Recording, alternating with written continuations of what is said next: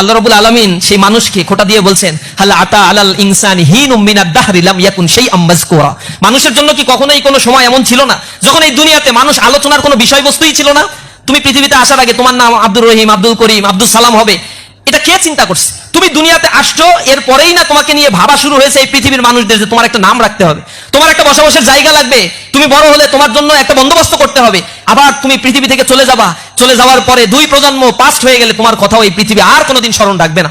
এরকম কোটি কোটি মানুষ পৃথিবী থেকে বিদায় নিয়ে চলে গিয়েছে। সুতরাং তুমি পৃথিবীতে কেন এসেছো, কেনই তোমাকে এত সম্মানিত করে পৃথিবীতে সৃষ্টি করা হলো, এই দার্শনিক ভিত্তিটা যদি না বুঝতে পারেন তখন বুঝবেন, তখন বলবেন eat drink and be merry. The only purpose of human being is to eat drink and be merry. খাও দাও ফুর্তি করো, পরের দিন বাঁচবা কিনা বলতে পারো? এরকম চিৎকার যারা করে তাদের দুনিয়াতে তো চুরি করুক, বাটপারি করুক, মানুষের সম্পদ মেরে খা, আর সম্পদের পাহাড় করুক, তাদের কি যায় আসে?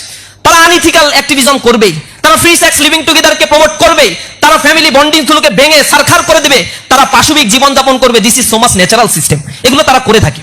সুতরাং এই জায়গায় আসল নলেজটা আসলে কোথা থেকে আসছে?